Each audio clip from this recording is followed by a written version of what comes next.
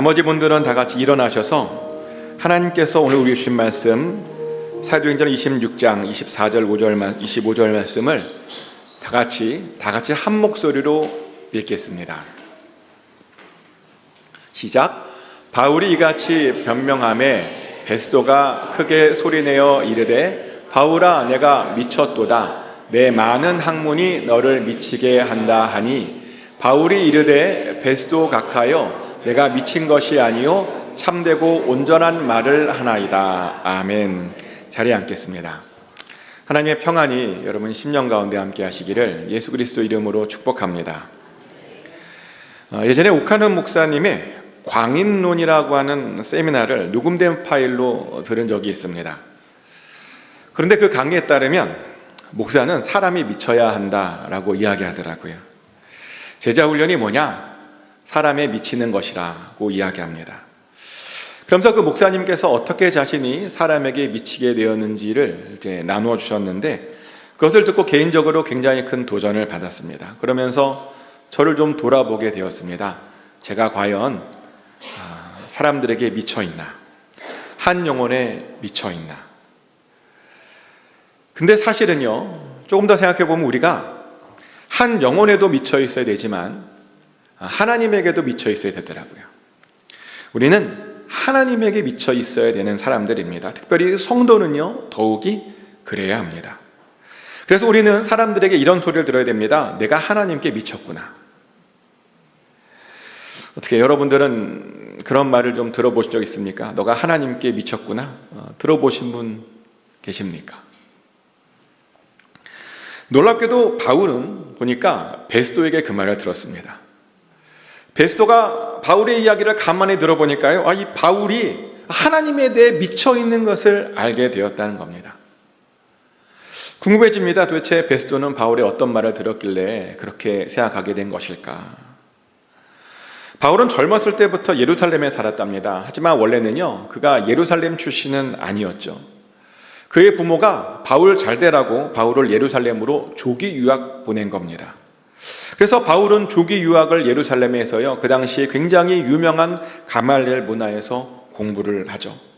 그리고 거기에서요, 하나님의 약속들과 언약들에 대해서 배웠고 많은 사람이 인정받았습니다. 그랬더니 더 열심히 생겼습니다. 그래서요, 그 열심을 가지고 다메섹까지 가서 내가 예수 믿는 사람들을 어떻게든 잡아 죽이겠다라고 하는 결심으로 다메섹으로 떠나게 됩니다. 어떤 관점에서 보면 부모의 헌신과 노력이 나름 열매 맺은 겁니다.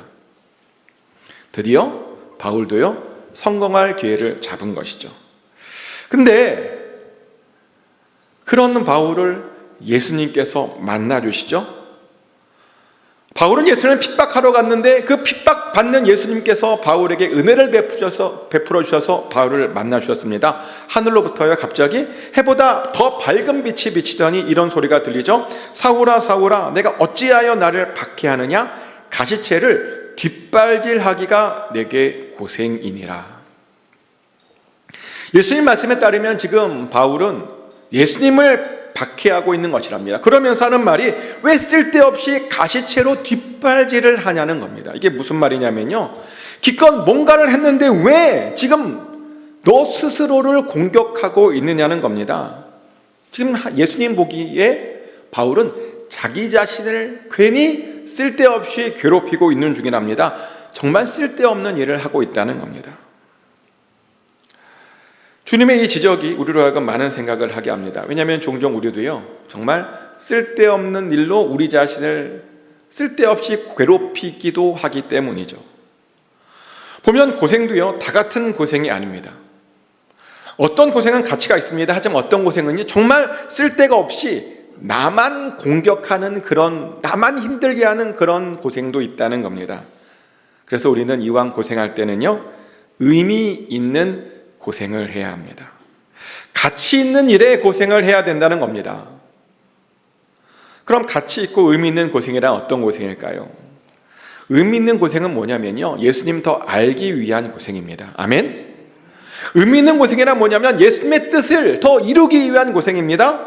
의미 있는 고생이란 뭐냐면 예수님을 더 따라가기 위해서 하는 고생입니다. 예수님을 더 닮기 위해서 하는 고생이 바로 의미 있는 고생이라는 겁니다.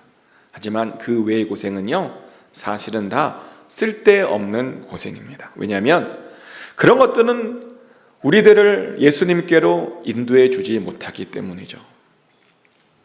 그래서 바울이 기독교인들 잡으려고 했던 그 고생도요, 사실은 쓸데없는 고생이었습니다. 실제로 바울은 그 일들을요, 나중에 그것 때문에 굉장히 사람들에게 심한 비난을 받았습니다. 그리고 의심을 당했습니다. 저 사람은 예전에 예수 믿던 자들을 핍박하는 자였어라고 하는 그런 의심과 그런 비난을 끝까지 받아야 했다는 겁니다.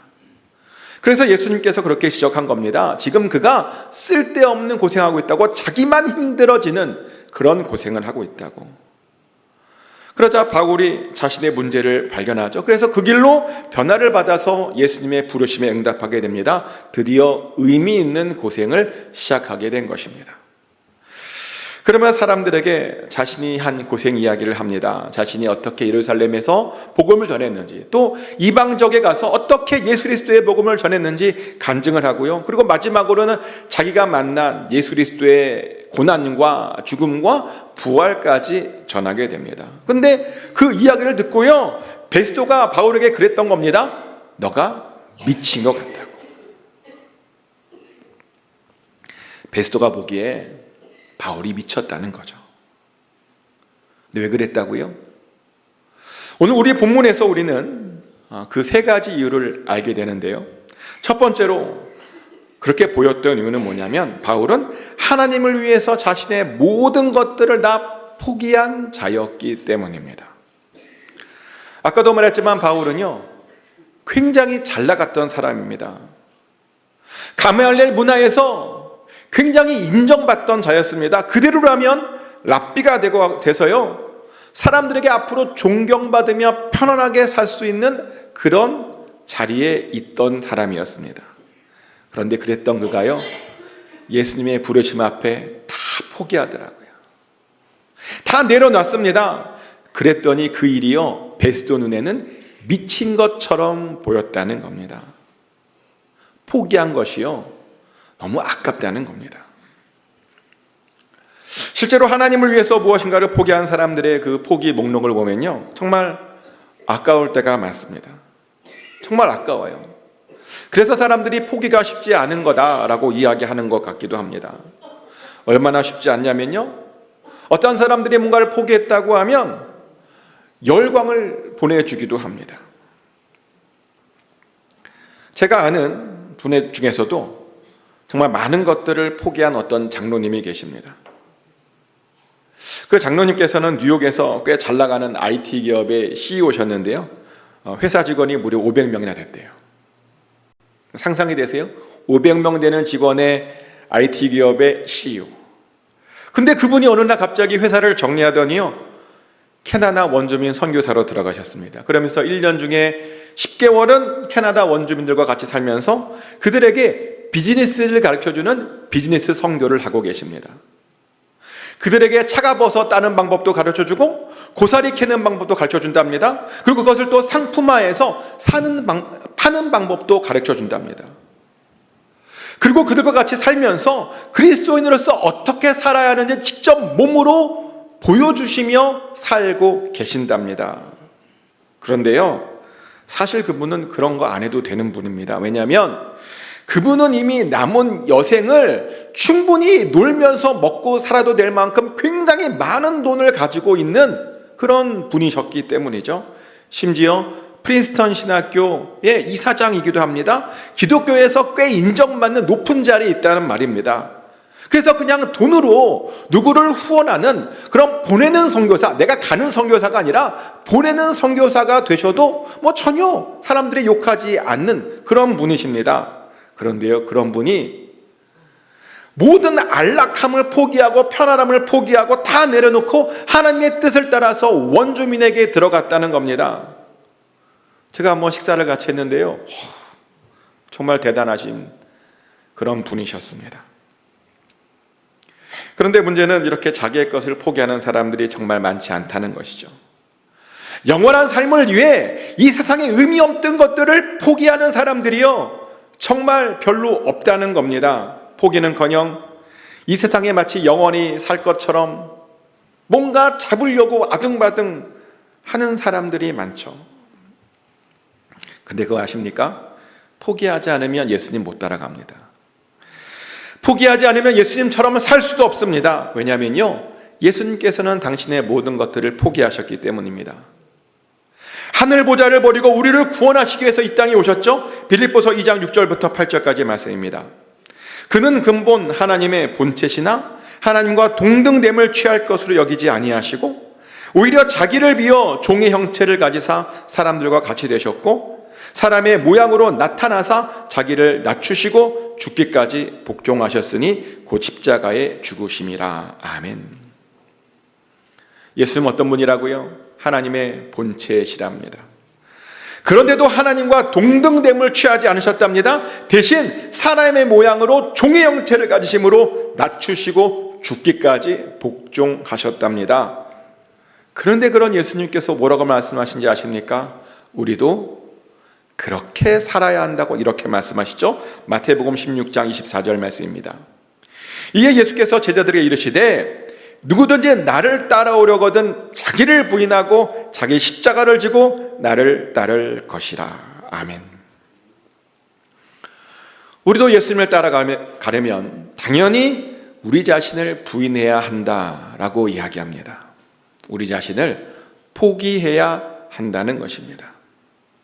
그래서 바울도 자신의 모든 것들을 다 포기하고요, 예수님을 따라간 것입니다. 근데 이렇게 말하면 어떤 사람은 이런 말을 해요. 그렇게 꼭 다 포기하고 가야 되냐고. 조금만 포기하고 따라갈 수는 없냐고. 저도 그랬으면 좋겠어요. 조금만 포기하고 따라갔으면 좋겠어요. 근데 죄송하지만 조금만 포기하면 이 길을 끝까지 갈 수가 없습니다. 이 길을 절대로 따라갈 수가 없습니다. 사실 요즘 우리 기독교의 문제가 이것이기도 합니다. 약간만 포기하고 예수님을 따라가려고 하는 것, 예수님을 조금만 사랑하고 예수님을 믿어보려고 하는 것. 사랑이라고 하는 것이 참 묘한 것이요, 만약 사랑하는 사람이 우리에게 이런 말을 하면 참 서운합니다. 나는 당신을 99%나 사랑해. 어떻게 괜찮으시겠어요? 여러분의 배우자가 나는 당신을 99%만 사랑해? 이렇게 하면 나를 99%나 사랑해줘서 고마워 라고 이렇게 말씀하시겠어요? 저는 만약에 저희 와이프가 그러면요, 1%는 어딨어? 이렇게 따질 것 같아요. 근데 참 많은 사람들이 하나님에게는 좀 다른 잣대를 댑니다. 어떻게 하나님을 100% 사랑할 수 있느냐고 이야기합니다. 그러면서 하나님께 100% 헌신하지 말랍니다. 하나님을 위해서 100% 포기하지 말랍니다. 근데 그런 이야기 들으면 하나님도 서운합니다. 하나님이 안 서운할 것 같으세요? 하나님도 서운하십니다. 그래서 우리는 다른 사람들이 우리를 미쳤다고 볼지라도 100% 주님을 위해서 포기하고 100% 주님을 사랑하고 100% 주님을 위해 살아야 합니다. 왜냐하면 그래야 이 길을 끝까지 갈 수 있기 때문입니다. 아멘. 예수를 믿는다고 입으로만 하면 안 됩니다. 입으로만 끝나시면 안 됩니다. 행동으로 100% 옮기셔야 됩니다. 그것이 바로 바른 믿음입니다. 또 두 번째로 바울은 어떤 이야기를 했냐면요, 볼 수 없는 사람을 보고 볼 수 없는 사람과 이야기를 나누었다라고 말하죠. 베스도 입장에서 보면 예수님은요, 죽은 사람입니다. 그런데 바울이 뭐래요? 그 죽은 사람이 나타나서 나를 왜 박해했느냐라고 말했다고 하죠. 그 죽은 사람이 나를 이방인에게 보냈다라고 이야기했습니다. 베스도 눈에서 보면요, 정말 바울이 지금 미친 이야기를 하고 있는 겁니다. 그런데 영적인 세계를 잘 모르는 사람들은 우리를 얼마든지 그렇게 생각할 수 있습니다. 보이지 않는 세계를 믿지 않는 사람들은 보이는 세계를 믿는 사람들을 그렇게 미친 사람으로 본다는 겁니다. 그런데요, 세상에는 정말 보이지 않는 영적인 세계가 확실히 존재합니다. 실제로 성경은 영적인 그런 세계와 존재에 대해서 굉장히 많은 이야기를 하죠. 다니엘서를 보면요, 다니엘이 어떤 환상을 보게 돼요. 큰 전쟁과 참혹한 환상을 보았습니다. 그래서 그것을 보고 다니엘이 놀라서 금식 기도를 하게 됩니다. 근데 평소 같으면 그렇게 금식 기도를 하면요, 바로 천사가 나타나 주었습니다. 그런데요, 그때는 20일이나 금식 기도했는데 어떠한 기미도 보이지 않는 겁니다. 그러더니 21일 만에 천사가 나타나서 하는 말이 아주 충격적인 이야기를 하는데 뭐냐면, 그 다니엘이 기도했을 때 그 기도에 응답하려고 자기가 출발했는데 바사를 맡고 있던 어떤 존재가 자기를 막았답니다. 다니엘 10장 13절 말씀이죠. 그런데 바사 왕국의 군주가 21일 동안 나를 막았으므로 내가 거기 바사 왕국의 왕들과 함께 머물러 있더니 가장 높은 군주 중 하나인 미가엘이 와서 나를 도와주므로. 자기가 다니엘의 기도를 듣고요, 바로 출발했답니다. 그런데 바사 왕국의 군주가, 여기서 군주라는 말은요, 천사를 말하는 건데요, 바사 왕국을 맡고 있는 천사가 자기를 어떻게 막는 바람에 그냥 거기에 있을 수밖에 없었답니다. 그래서 천사장 중에 하나인 미가엘이 나타나서 자기를 도와주어서 자기가 간신히 올 수 있었다라고 이야기합니다. 굉장히 충격적인 이야기 아닙니까? 기도를 시작해서 그 기도에 응답해주고 출발했는데 어떤 또 다른 존재가 뭔가를 막았다. 하늘에요, 이렇게 우리가 보이지 않는 영적 전쟁이 있다는 것이죠. 근데 이런 보이지 않는 세계에 대한 이야기가요, 다니엘에서만 나오는 것이 아닙니다. 열왕기자 6장에도 보면 거기에도 보이지 않는 전쟁 이야기가 나오죠. 하루는 아람 왕이 북이스라엘을 치고 싶었습니다. 근데요, 바로 왕에게 가는 것이 아니라 그 북이스라엘 위해서 기도하고 있는, 그래서 용하다는 엘리사를 먼저 치려고 엘리사가 사는 마을로 오게 되죠. 그러다 보니 그 마을이 난리가 났습니다. 아람의 아주 많은 군대가 그 조그만 마을을 치러 왔으니 얼마나 난리가 났겠습니까? 그래서 거기에 사는 모든 사람들, 그 선지자들이요, 두려워서 어쩔 줄을 몰라 합니다. 하지만 엘리사는요, 꿈쩍도 하지 않고 오히려 이런 놀라운 말을 하죠. 두려워하지 말라. 우리와 함께한 자가 그들과 함께한 자보다 많으니라. 아멘. 그러더니 거기에 있는 사원을 위해서 기도를 해줍니다. 그랬더니요, 그가 영적인 눈을 떠서 보게 되는데요, 보고 났더니 그들을 둘러싼 불말과 불병거가요, 그 산 위에 가득해 있는 그런 모습을 보게 됩니다. 정말요, 엘리사의 말대로 그들과 함께한 군대가 아람의 군대보다 더 많았다는 것입니다. 그러더니 정말 아람 군대가 아무것도 하지 못하고 그냥 돌아갔다라고 성경은 이야기하죠. 이처럼 성경은요, 곳곳에 보이지 않는 어떤 영적인 세계가 있다라고 이야기합니다. 그런데 세상 사람들은 자꾸만 이런 영적인 세계를 인정하고 싶어 하지 않습니다. 대신 환원주의에 빠져 있습니다. 환원주의가 뭐냐면 모든 것들을, 심지어 영적인 것들도 물질로 해석할 수 있다라고 믿는 것이 환원주의입니다. 특별히 과학이 발달한 요즘에는 정말 많은 사람들이 과학 만능주의에 빠져 있죠. 그래서 모든 것들을 과학으로 다 해석할 수 있다라고 그렇게 대담하게 얘기를 해요. 하지만 진짜 과학자들은요, 오히려 과학으로 설명할 수 없는 것이 너무나 많다고 이야기합니다. 저도 그랬어요. 저도 물리학을 연구할 때 물리학으로 설명할 수 없는 현상들이 너무나 많았습니다. 그래서 그것 때문에 하나님을 더 믿게 되었습니다. 근데 사람들이 이걸 잘 몰라요. 잘 모릅니다. 과학에 대해서 모르는 사람들이 오히려 뭐라고 말하냐면 과학으로 다 설명할 수 있다라고 이야기합니다. 심지어 우리가 체험하는 하나님도 실제가 아니라 우리 호르몬의 작용이라고 하는 말도 안 되는 이야기까지 합니다. 그런데 아닙니다. 호르몬으로 설명할 수 없는 것들이 많습니다. 우연이라고 하기에는 너무나 이상한 일들이 너무나 많다는 것입니다. 그래서 우리는 그런 일들을 통해서 하나님을 알게 되죠. 그리고 그런 일들을 통해서 하나님을 경험하고 더 깊이 하나님을 체험하게 되는 겁니다. 사실 저는요, 매주 설교를 쓰면서 하나님을 체험합니다. 정말 신비로운 하나님, 놀라운 하나님을 매주 설교를 준비하면서 체험을 합니다. 혹시 여러분 중에 이렇게 설교를 하는 이 설교가 제가 만들어낸 이야기라고 생각하시는 분 계십니까? 하나님의 말씀이 아니라 목사님이 어떻게 지어낸 이야기라고 생각하시는 분 계십니까? 아닙니다. 저는요, 이야기를 잘 못 만들어내요. 사실 저는 말주변도 별로 없어요. 아시죠? 내성적이고 이공계 출신이고, 이공계 출신 알잖아요. 이렇게 말을 잘 못하잖아요. 남편들 다 봤죠? 어떤 권사님은 자기 남편은 말 없음 병에 걸리셨다고. 저도 그래요. 그래서 인간적으로 보면 제가 설교를 잘할 리가 없죠. 잘 못해요. 잘 준비도 못하고 아는 것도 없고. 근데 제가 설교를 늘 그래도 감사함으로 은혜 가운데 준비할 수 있는 이유는 뭐냐면 하나님께서 말씀해 주시기 때문입니다. 예수님께서요 항상 말씀해 주십니다. 설교를 준비하려고 하면 갑자기 성경 말씀을 하나님께서 떠올려 주십니다. 그리고 갑자기 또 과거의 경험들을 생각나게 해주십니다.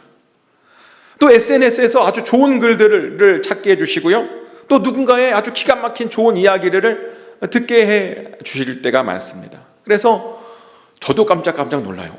갑자기 이런 일이 생각나는 거지? 이런 말씀이 갑자기 왜 생각나는 거지? 이렇게 생각이 나요. 그렇게 보이지 않는 하나님께서요 매 주마다 저에게 말씀해 주시고 저와 함께 해 주십니다. 하지만 과학에 대해서 알지 못하는 어떤 환원주의자들은 이런 대화를 인정하지 않습니다. 그러다 보니 저 같은 사람을 미친 사람이라고 부르기도 하더라고요. 그런데요, 영적인 세계를 한 번이라도 경험했다면 전혀 그런 말 못합니다. 왜냐하면 영적인 세계에서는 하나님이 살아계시고 예수님께서 우리와 함께 계시고 우리에게 끝없이 말씀하고 계시기 때문이죠. 그래서 우리 모두는 사실은 영적인 세계를 날마다 경험해야 됩니다. 근데 그러려면요, 하나님의 말씀을 듣는 시간, 하나님의 임재를 느끼는 시간들을 좀 많이 가지셔야 됩니다. 하나님과 끊임없이 대화하셔야 된다는 겁니다. 물론 그렇게 하면 여러분도 아마 그런 소리 들을 거예요. 미쳤다고. 보이지 않는 누구랑도 대화하는 거냐고 미쳤다고 들을 건데요. 그런데 우리는 그런 소리를 원래 들어야 되는 겁니다. 그들 눈엔 보이지 않지만 우리에겐 보이거든요.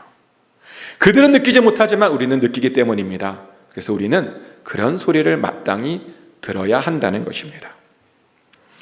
또 세 번째로 베스도가 바울을 미쳤다라고 했던 이유는 뭐냐면, 바울이 지금 베스도와 아그리빠 앞에서요 이야기를 하고 있는 것이 다 하나님의 도우심 때문이다 라고 말했기 때문이죠. 사도행전 26장 22절 말씀입니다. 하나님의 도우심을 받아 내가 오늘까지 서서 높고 낮은 사람 앞에서 증언하는 것은 선지자들과 모세가 반드시 되리라고 말한 것밖에 없으니. 뭐라고요? 지금 이 말을 하고 있는데 이것이 바로 하나님의 도우심이었다는 겁니다.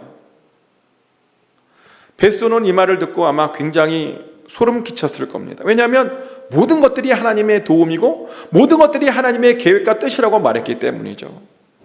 그래서 베스도는요 이 말을 부인하고 싶었겠죠.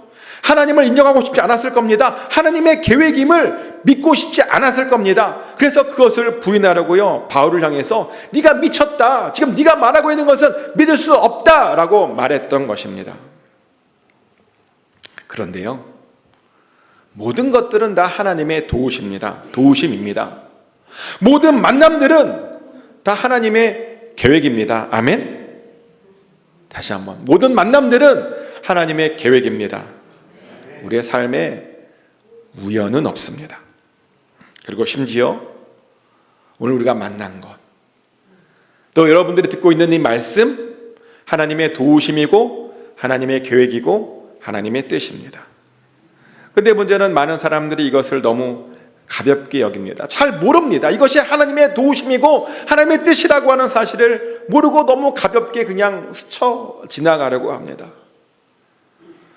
근데 그래서는 안 됩니다. 다시 한 번 말씀드리지만 다 하나님의 계획입니다. 우리에게 의미 없는 것이란, 의미 없는 만남, 의미 없는 말씀은 하나도 없습니다. 그래서 우리는 모든 만남을 기대해야 되고 모든 말씀을 기대해야 되는 겁니다. 그리고 그 안에서 하나님께서 가지고 계신 그 뜻과 계획을 발견해야 되는 것입니다. 꼭 그 뜻과 계획을 발견하셔서 하나님의 뜻 안에 거하시는 여러분 되시길 축복합니다. 이제 말씀을 정리하겠습니다. 베스도는 바울의 이야기를 듣고 바울을 미친 자라고 불렀습니다. 바울이 자신의 그 귀한 것들을 다 포기했다는 것을 보자 미쳐 보였습니다. 바울이 영적 세계를 경험했다고 하니까 미쳐 보였습니다. 바울이 지금 이 모든 것도 하나님의 도우시라고 말하다 보니 미쳐 보였습니다. 그런데 원래 그리스도인은 그렇게 미쳐 보여야 됩니다. 하나님을 위해 우리의 모든 것들을 포기하는 미친 자가 되어야 됩니다. 영적인 눈을 떠서 하나님의 나라를 보는 그런 미친 자가 되어야 됩니다. 모든 것들 속에 숨겨져 있는 하나님의 뜻을 발견하는 그런 미친 자가 되어야 됩니다. 저는 우리 모두가 좀 그런 소리를 들었으면 좋겠습니다. 왜냐하면 그것이 바로 정상적인 삶이거든요. 하나님 나라에서의 정상적인 삶이 바로 그런 삶이라는 겁니다. 그리고 그것이 바로 하나님을 기쁘시게 하는 삶입니다. 축복하는 것은 꼭 그렇게 사셔서 2024년도에는 하나님을 더욱 기쁘시게 하는 저와 여러분 되시기를 예수 그리스도 이름으로 축복합니다. 우리 다 같이 시간 한 목소리로 기도하길 원하는데, 우리도 바울처럼 하나님을 위해서 포기할 수 있는 그런 믿음을 갖게 해주시옵소서라고 기도했으면 좋겠고, 또 우리도 보이지 않는 세계를 볼 수 있는 자가 될 수 있게 해달라고 기도했으면 좋겠고, 또 모든 만남 속에 있는 하나님의 뜻과 계획을 좀 알게 해달라고 하나님의 도우심을 받게 해달라고 우리 다 같이 한 목소리로 기도하겠습니다. 기도합니다. 하나님, 우리에게 믿음이 너무나 부족하여서 우리가 하나님 정말 예수님이 우리에게 모든 것을 부인하고 따르고 있는 그 부르심에 응답하지 못할 때가 많습니다. 하나님 아버지, 우리가 조금만 포기하고 싶고 조금만 사랑하고 싶어하는 그런 마음이 우리 안에 있습니다. 이런 우리를 불쌍히 여겨 주시옵소서. 아버지, 우리가 모든 것을 포기하고 하나님의 부르심 앞에 나아갈 수 있는 우리 모두가 되게 하여 주시옵소서. 그래서 하나님, 우리의 모든 삶을 하나님께 드리는 우리 모두가 되게 하시고, 아버지 100% 하나님만 사랑할 수 있는 우리 모두가 되게 하여 주시옵소서. 특별히 하나님, 우리가 보이지 않는 것을 보는 자들이 되게 하여 주시옵소서. 이 시간 가운데 역사하신 하나님, 우리 가운데 말씀하시고 우리를 동행하시는 그 하나님을 보고 경험하는 우리 모두가 되게 하여 주시며, 아버지 하나님, 특별히 또 광고하는 것은 그 만남과 그 임재 속에서 하나님 뜻과 계획을 발견하여서 하나님 뜻과 계획을 이룰 수 있는 우리가 되게 하여 주시옵소서. 아버지 하나님, 우리의 영역함을 아버지 사용하여 주시고 우리를 강하게 하시며 하나님을 알게 하시고 하나님의 뜻 안에 언제나 거할 수 있도록 허락하여 주시옵소서. 사랑의 하나님, 우리가 입으로만 주님을 사랑하고 있지는 않은지 반성해 봅니다. 입으로만 포기하며 살고 있지는 않은지 돌아봅니다. 우리에게도 큰 믿음 주셔서 주님을 위해 우리의 모든 것들을 포기하는 삶을 살게 하여 주시고, 또 우리의 영적인 눈을 떠서 하나님의 역사와 하나님의 임재와 하나님의 능력을, 하나님의 말씀을 보고 듣는 우리 모두가 되게 하여 주시옵소서. 또 모든 만남과 말씀 속에서 역사하시고 계시는, 가지고 계시는 하나님의 뜻과 계획들을 봄으로 아버지 그것에 동참하여 하나님의 뜻을 이룰 수 있는 우리 모두가 되게 하여 주시옵소서. 그렇게 인도하여 주실 줄 믿습니다. 감사드리며 예수님 이름으로 기도합니다. 아멘. 우리 다 함께 오늘 찬양하시고 목사님 축도로